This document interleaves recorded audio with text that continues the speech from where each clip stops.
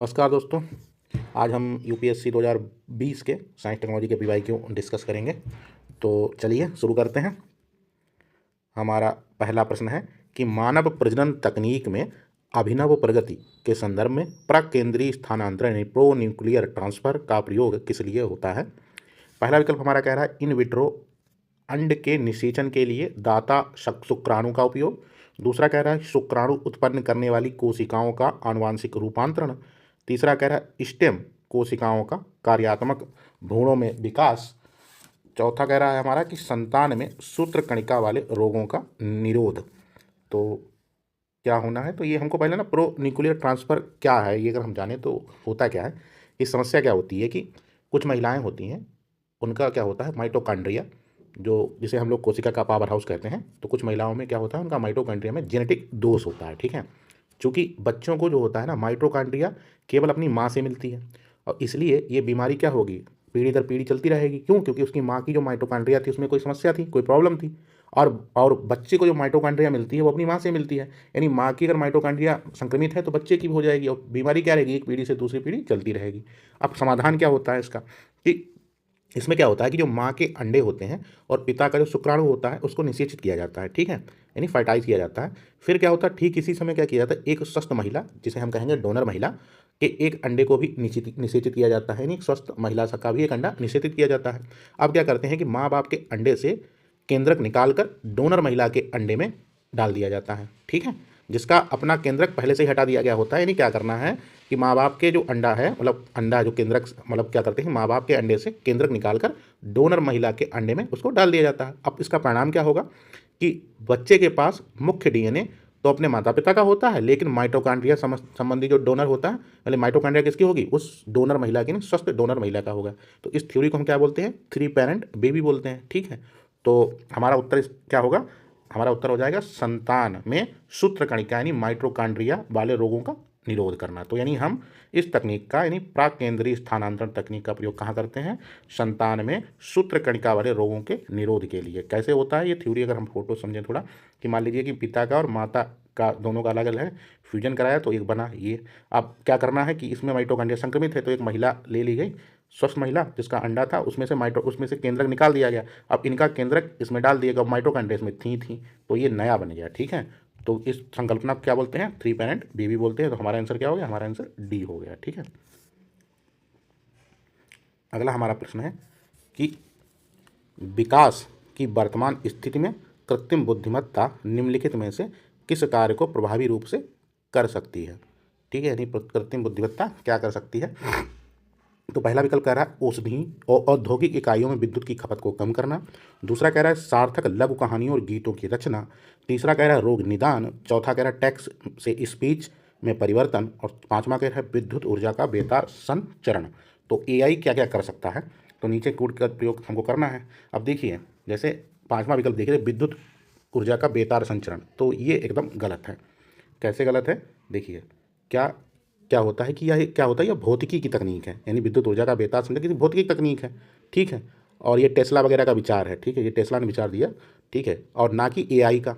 तो ये एआई से तो होने से रहा। और बिजली को बिना तारों के भेजना एआई के काम नहीं है, बल्कि ये हार्डवेयर और इलेक्ट्रोमैग्नेटिक इंजीनियरिंग का हिस्सा है।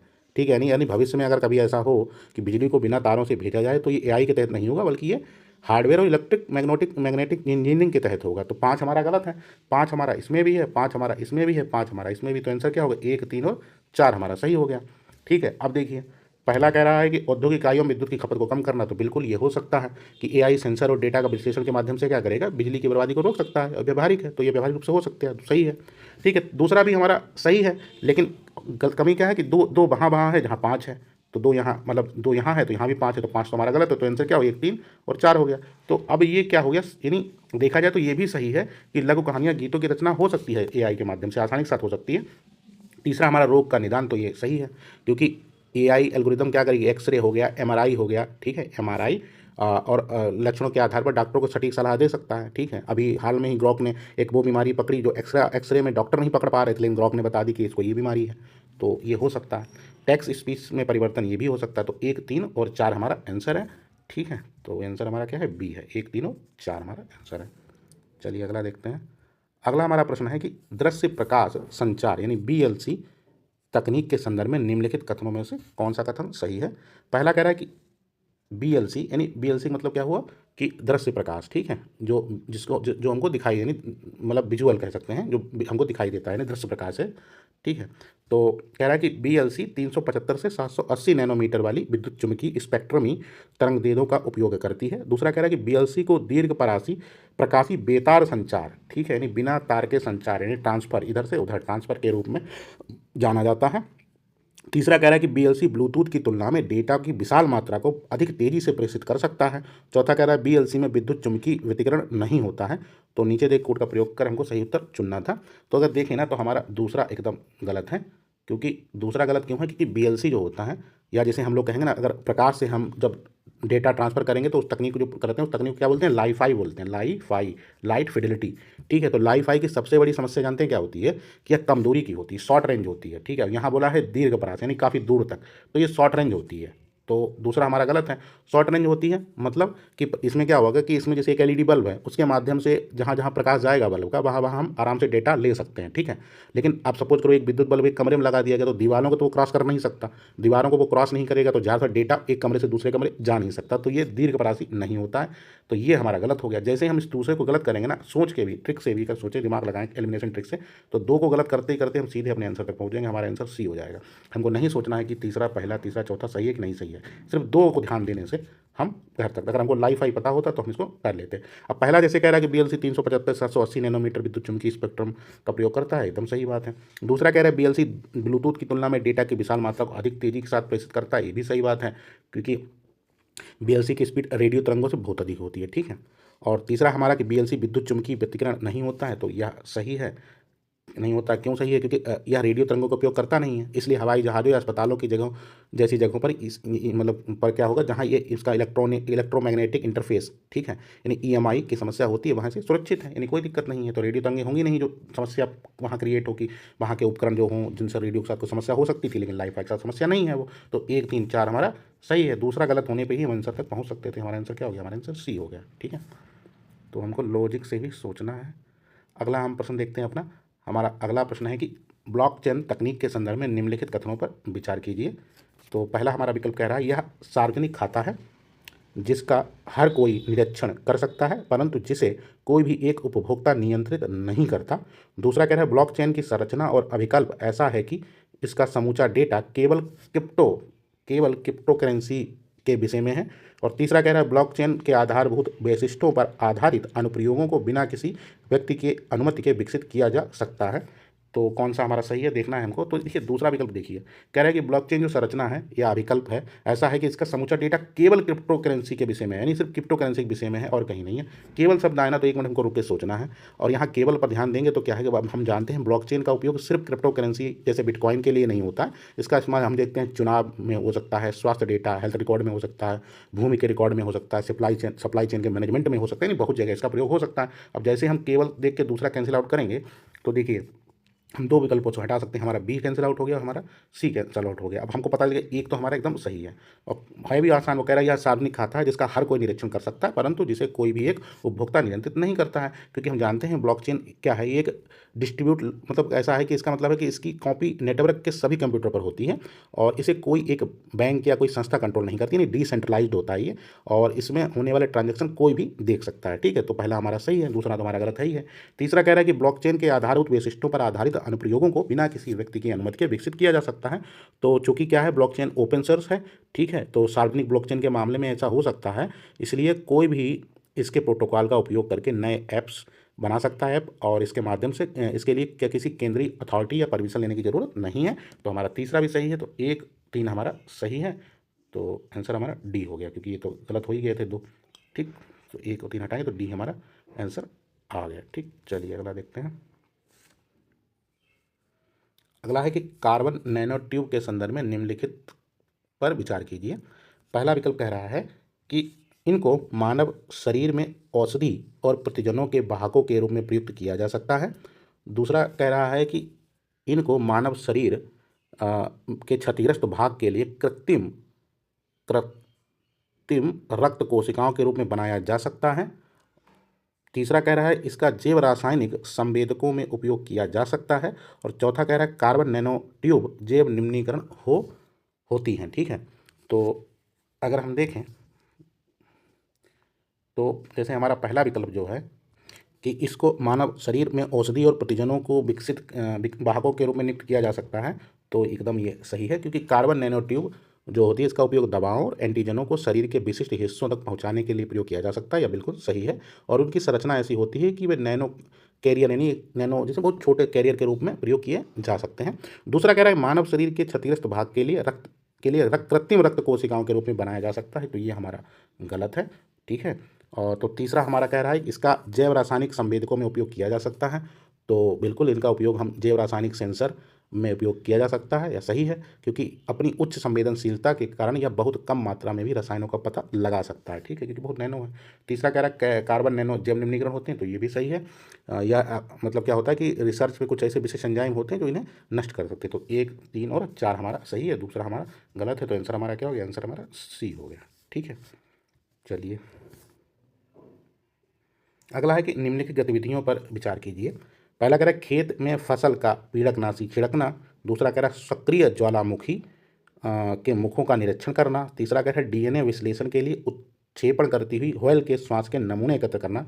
तकनीक के वर्तमान स्तर पर उपर्युक्त गतिविधियों में से किसे ड्रोन में से सफलतापूर्वक किया जा सकता है? तो देखिए, जो साइंस टेक में संभावनाएं बहुत ज़्यादा रहती हैं विज्ञान में, तो ये तीनों ही हमारे सही हैं। ठीक है, तीनों का किया जा सकता है, क्योंकि खेतों में फसल हम जानते हैं ड्रोन के माध्यम से छिड़की जा सकती है। सक्रिय ज्वालामुखी के मुखों का निरीक्षण भी ड्रोन से किया जा सकता है। और डीएनए विश्लेषण के लिए हम व्हेलों के साथ नमूने ले सकते हैं। जैसे क्या होता है कि वैज्ञानिक क्या करते हैं कि अब व्हेल के ऊपर जाएंगे तो ड्रोन छोड़ देंगे ना, स्नोट बोट बोलेंगे, और उड़ते हैं वहाँ व्हेल क्या करेंगे, पानी की सतह पर आकर सांस छोड़ती है, तो ड्रोन उनके बलगम और डीएनए के नमूने एकत्र कर लेते हैं बिना किसी समस्या के। तो तीनों हो सकते हैं, तो आंसर हमारा क्या होगा? आंसर हमारा डी हो गया। हो सकता है तो हो ही सकता है, 90% तो सही होता है। ठीक है, कुछ स्पेशल कुछ हुआ हो तो बात अलग है। अगला हमारा प्रश्न है कि यह प्रयोग 3 ऐसे अंतरिक्ष यानों को काम पे लाएगा जो एक समबाहु त्रिभुज की आकृति में उड़ान भरेंगे, जिसमें प्रत्येक भुजा 1 मिलियन किलोमीटर लंबी है और यानों के बीच लेजर चमक रही होगी। कथित प्रयोग किसको संदर्भित करता है? तो अगर हम देखें तो हमारा आंसर इसमें क्या है? आंसर डी है। ये डी के बारे में बात कर रहा है, इल्बोर्ड लीसा। तो क्या है ये? मतलब अगर इसको समझें तो 3 अंतरिक्ष यान होंगे जो एक समबाहु त्रिभुज की आकृति में उड़ेंगे और उनकी भुजाओं की लंबाई 1 मिलियन लगभग 10 लाख किलोमीटर होगी और उनके बीच लेजर किरणों का प्रयोग किया जाएगा। एकदम सही है।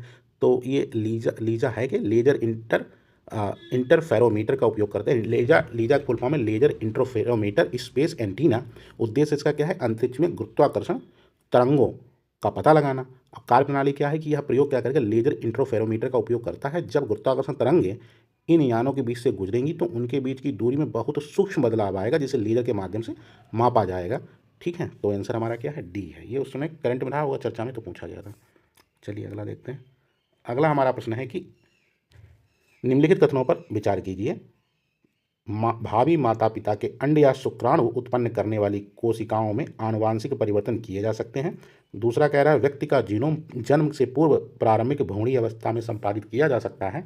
और तीसरा कह रहा है मानव प्रेरित बहुशक्त स्टेम, ठीक है, कोशिकाओं को एक सूकर में भ्रूण में अंतःवेशित किया जा सकता है। उपयुक्त में से कौन सा सही है? तो पहला हमारा एकदम सही है, क्योंकि जेनेटिक क्या होगा कि इसको बोलेंगे जर्म लाइन एडिटिंग कहा जाता है इसे। और इसमें क्या होगा, क्रिस्पर जैसी तकनीकों से अंड यानी एग और या शुक्राणु यानी स्पर्म की कोशिकाओं में बदलाव संभव है, ताकि भविष्य में होने वाली संतानों में आनुवांशिक बीमारियां ना हो। तो पहला हमारा सही है। दूसरा कह रहा है व्यक्ति का जन्म से पूर्व प्रारंभिक भ्रूणीय अवस्था में संपादित किया जा सकता है, तो ये भी हो सकता है, क्योंकि आधुनिक विज्ञान में क्या है कि जाइगोट जो है या प्रारंभिक भ्रूण, ठीक है, की अवस्था में ही जीन एडिटिक तकनीक के रूप में संभव है, तो ये भी हो सकता है। तीसरा कह रहा है कि मानव प्रेरित बहुशक्त स्टेम प्लूरीपोटेंट स्टेम कोशिकाओं को एक सूकर के भ्रूण में अंतर्वेशित किया जा सकता है, तो ये भी हो रहा है कि वैज्ञानिकों ने प्रयोगशाला में मानव स्टेम कोशिकाओं को सूकर यानी शुगर के भ्रूण में डालकर संकर भ्रूण बनाने की सफलता प्राप्त की है। इसका उद्देश्य क्या है कि भविष्य में मानव अंगों जो हैं वो जानवरों के अंदर विकसित किए जाएंगे, जिससे जो ट्रांस नहीं होते अंगों का आराम से ट्रांसप्लांट हो सके। तो शुगर यानी शुगर का प्रयोग किया जा रहा है। अभी हमने हाल में पढ़ा भी था, किसी का हार्ट ही शायद शुगर से चेंज हुआ था। तो तीनों हमारे सही हैं, तो आंसर हमारा क्या हो जाएगा? आंसर हमारा डी हो जाएगा। ठीक है, चलिए अगला देखते हैं। अगला है कि भारत में न्यूमोकोकल संयुग्मी वैक्सीन का उपयोग का क्या महत्व है? तो पहला कह रहा है ये वैक्सीन निमोनिया के साथ साथ तनिका शोध और सेप्सिस के विरुद्ध प्रभावी है। ठीक है, दूसरा कह रहा है कि उन प्रतिजैविकों पर निर्भरता कम की जा सकती है जो औसत प्रतिरोधी जीवाणुओं के विरुद्ध प्रभावी नहीं है। तीसरा कह रहा है इन वैक्सीनों के कोई गौण प्रभाव नहीं है और ना ही ये वैक्सीन कोई प्रत्युर्जूत संबंधी अभिक्रियाएं करती हैं, एलर्जिक रिएक्शन। ठीक है, तो कौन सा सही है देखना है। तो अगर हम देखें तो जरा आप पहला तीसरा ऑप्शन पढ़िए कि कह रहा है इन वैक्सीनों में कोई भी गौण प्रभाव यानी कोई भी साइड इफेक्ट है ही नहीं। अब आप खुद बताइए दुनिया में ऐसी कोई वैक्सीन है? कोई भी वैक्सीन नहीं है जिसका कोई साइड इफेक्ट ना हो, जीरो साइड इफेक्ट वाली कोई वैक्सीन है ही नहीं। हो सकता है आपको हल्का सा फीवर आ जाए, हो सकता है हल्की सी सूजन आ जाए, हो सकता है हल्की सी एलर्जी हो जाए। तो ये कह रहा है कि ये पूरी तरीके से गौण है, मतलब साइड इफेक्ट इसमें है ही नहीं। नहीं शब्द एकदम ऐसे कोई जैसा शब्द आ जाए ना तो थोड़ा सोचना है। तीसरा हमारा गलत है, तो 3 जाएगा तो 2 चलेगा, हमारे ऑप्शन बचा 1 और 2। अब पहला हमारा सही हो गया। अब दूसरा देखिए, दूसरा कह रहा है कि उन प्रतिजैविकों पर निर्भरता कम की जा सकती है जो औसत प्रतिरोधी जीवाणुओं के विरुद्ध प्रभावी नहीं है। ठीक है, तो दूसरा हमारा सही है कि जब हम वैक्सीन से बीमारियों को रोकते हैं तो एंटीबायोटिक दवाओं की ज़रूरत कम पड़ती है।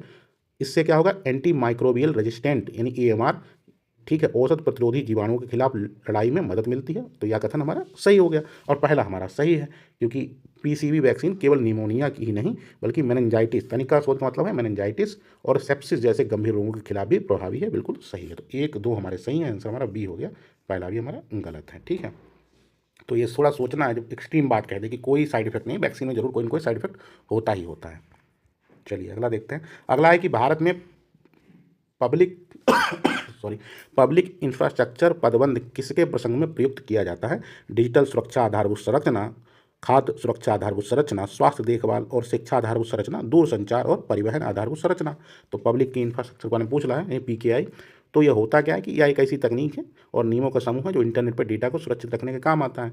काम क्या होता है कि यह सुनिश्चित करना कि डिजिटल लेन देन और संचार सुरक्षित हो। जैसे आप जैसे जब आप डिजिटल हस्ताक्षर का उपयोग करते हैं या किसी सुरक्षित वेबसाइट पर जाते हैं तो पीछे पीकेआई ही काम करता है। ये डेटा को इंसर्ट सुरक्षित रखने के लिए इनक्रप्शन का उपयोग करता है। ठीक है, तो हमारा आंसर क्या होगा, डिजिटल सुरक्षा का आधारभूत संरचना। ठीक है, बाकी ये ऑप्शन हमारे गलत है, ना तो खाद्य सुरक्षा और ये सब गलत है, आंसर हमारा ए सही है। अगला हमारा प्रश्न है कि निम्नलिखित कथनों में से कौन से पादप और प्राणी कोशिकाओं के बीच सामान्य अंतर के बारे में सही है? तो पहला कह रहा है कि पादप कोशिकाओं में सेलुलोज कोशिका भित्तियां होती हैं जबकि प्राणी कोशिकाओं में वे नहीं होती हैं। दूसरा कह रहा है पादप कोशिकाओं में प्लाज्मा झिल्लियां नहीं होती हैं जबकि इसके विपरीत प्राणी कोशिकाओं में होती हैं। चौथा कह रहा है परिपक्व पादप कोशिका में एक बृहद रसधानी होती है जबकि प्राणी कोशिकाओं में अनेक छोटी छोटी रसधानी होती हैं। तो उपयुक्त में से यही देखना कि कौन सा हमारा उत्तर सही है। तो पहला हमारा जो है सही विकल्प है, क्योंकि पादप कोशिकाओं की सबसे नहीं, एक सेकंड, पूछ क्या रहा है इसमें अंतर के बारे में, कौन सा उत्तर सही है? हाँ ठीक है, तो पहला हमारा सही है, क्योंकि पादप कोशिकाओं में सेलुलोज की कोशिका भित्तियाँ होती हैं कि प्राणी कोशिकाओं में वे नहीं होती हैं। एकदम सही बात है, प्राणियों में अनुपस्थित होती हैं। दूसरा कह रहा है कि पादप कोशिकाओं में प्लाज्मा झिल्ली नहीं होती जबकि इसके विपरीत प्राणी कोशिकाओं में होती है। तो ये गलत है, क्योंकि प्लाज्मा झिल्ली कोशिका झिल्ली दोनों में हल पाई जाती है, तो ये हमारा गलत है। तीसरा कह रहा है परिपक्व पादप कोशिका में एक बृहद रसधानी होती है जबकि प्राणी कोशिका छोटी छोटी होती है, तो ये भी हमारा सही है। तो आंसर हमारा 1 और 3 सही है। ठीक है, ये बेसिक बायोलॉजी था। चलिए अगला हमारा प्रश्न है कि निम्नलिखित में से कौन से कारण या कारक बेंजीन प्रदूषण उत्पन्न करते हैं? तो पहला विकल्प है स्वचालित वाहन यानी ऑटोमोबाइल द्वारा निष्कासित पदार्थ। दूसरा है तंबाकू का धुआं। तीसरा है लकड़ी का जलना। चौथा है रोगन किए गए लकड़ी के फर्नीचर का उपयोग और पांचवा है पॉलीयूरीथेन से निर्मित उत्पादों का उपयोग। तो कौन सा सही है? तो देखें तो पहला हमारा सही है, क्योंकि पेट्रोल और डीजल के अधूरे जलने से क्या होगा, बेंजीन निकलती है, तो जो यह बाहर के वातावरण के लिए बेंजीन प्रदूषण का एक सबसे बड़ा स्रोत है, तो ये सही है। दूसरा तंबाकू का धुआं, इसमें से भी बेंजीन निकलेगी।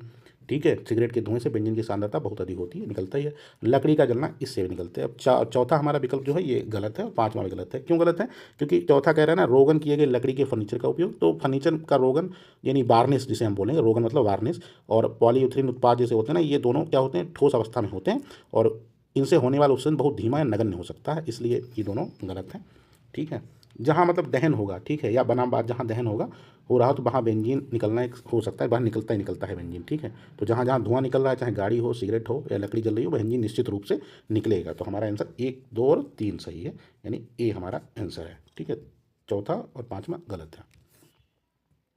अगला है कि सौर जल पंपों के संदर्भ में निम्नलिखित कथनों पर विचार कीजिए।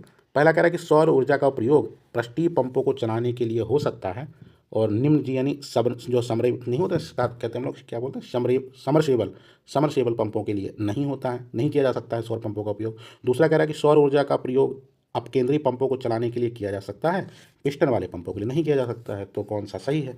तो ये दोनों ही गलत हैं, क्योंकि ऐसा थोड़ी है कि सौर जल पंपों का प्रयोग सिर्फ ऊपर वाले पंप चलाने के लिए किया जा रहा हो, जो समरसेबल होती है उसके लिए नहीं किया जा रहा, तो ये गलत है। और दूसरा भी गलत है कि पिस्टन पंप नहीं चलेगा, ये नहीं चलेगा। तो दोनों ये एकदम अलग अजीब सी बात कह रहे हैं, दोनों गलत हैं। तो कौन सा सही है? ना तो एक सही है ना ही दो सही। तो आंसर हमारा क्या हो गया? आंसर हमारा डी सही है। चलिए ठीक है, तो आज इतने ही प्रश्न थे। मिलते हैं कल नई क्लास में। ठीक है, बने रहिए, जुड़े रहिए। कहाँ गया? ठीक है, मिलते हैं नेक्स्ट। जो भी सुझाव हो कमेंट में ज़रूर दीजिएगा।